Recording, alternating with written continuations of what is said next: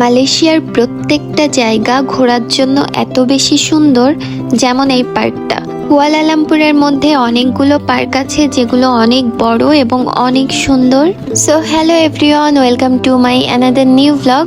সেদিন চলে গিয়েছিলাম কুয়ালালামপুরের মধ্যে অনেক সুন্দর একটা পার্কে, আর এই পার্কটার নাম হচ্ছে তামান তাসিক তিতিয়ংসা।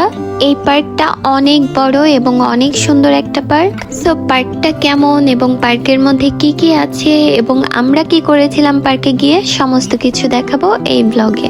সো ফার্স্ট ডে পার্কে ঢুকে এই জায়গাটাতে আসার পরে মনে হচ্ছিল প্রচুর পরিমাণে শীত পড়েছে এবং চারিদিকে ফগ দিয়ে ভরে গেছে। যদিও এটা অরিজিনাল ফগ না, বাট চারপাশটা দেখে আমার মনে হচ্ছিল আমি কোনো হরর মুভির সেটে চলে এসেছি। মনে হচ্ছিল আশপাশ দিয়ে দুই একটা হান্তু বেরিয়ে আসবে। মালয়েশিয়াতে ভূতকে হান্তু বলা হয়। তো এখানে একটা ক্যানোপি ওয়াক ছিল। এটা বেসিক্যালি হচ্ছে একটা কাঠের তৈরি ব্রিজ বা সেতু। এটা কিছুটা দেখতে ঝুলন্ত ব্রিজের মতো, যেটা গাছের মধ্যে তৈরি করা হয়। এখানে একটা কাগজে অ্যাওয়ারনেস দেওয়া ছিল যে গাছের মধ্যে সাপ থাকতে পারে। যেহেতু এখানে অনেক বড় বড় গাছ, তো সাপ থাকাটা স্বাভাবিক। দ্যাটস ওয়াই আমি এখানে যেতে একটু ভয় পাচ্ছিলাম। আমি সাপে অনেক ভয় পাই। সো ওখানে আর না ঢুকে নিচে নেমে আসি, তারপর চলে আসি এই জায়গাটাতে। এই জায়গাটা কিন্তু খুব সুন্দর ছিল।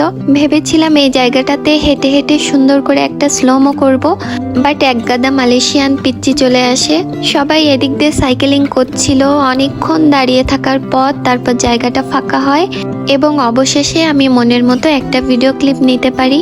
এটা হচ্ছে সন্ধ্যা নামার ঠিক আগ মুহূর্ত। আকাশটা একটু একটু করে লাল হয়ে যাচ্ছিল। আর এই যে আমি নিজের একটু ভিডিও নিচ্ছিলাম, সেদিন কি যেন মনে করে একটা লাল টিপ পরেছিলাম।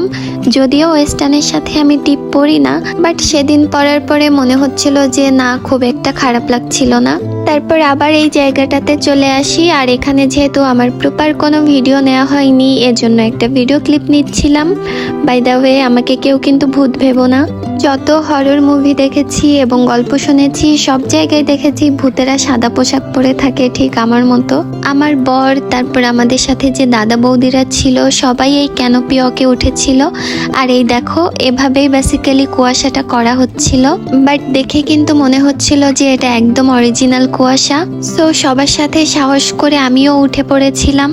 আর তখন কিন্তু আস্তে আস্তে সন্ধ্যা নেমে যাচ্ছিল, এর জন্য আমার আরো বেশি ভয় করছিল। এর জন্য তাড়াতাড়ি করে আবার নেমে পড়ি। এরপর চলে আসি পার্কের লেক সাইডে। এই লেকটা কিন্তু বিশাল বড়। পার্কটার দৈর্ঘ্য কিন্তু 230 একর, আর এই লেকটার দৈর্ঘ্য হচ্ছে 140 একর। আর এখান থেকে কিন্তু মালয়েশিয়ার 4টা আইকনিক টাওয়ারই খুব সুন্দর করে দেখা যায়।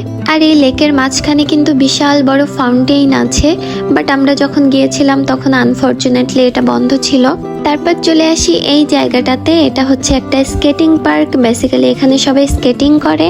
আমরা যখন গিয়েছিলাম তখন অনেক ছোট ছোট বাচ্চা এখানে খেলা করছিল। কয়েকটা পিচ্চি দেখছিলাম এখান থেকে স্লাইড করছিল। সো ওদের দেখে আমারও খুব ইচ্ছা হচ্ছিল।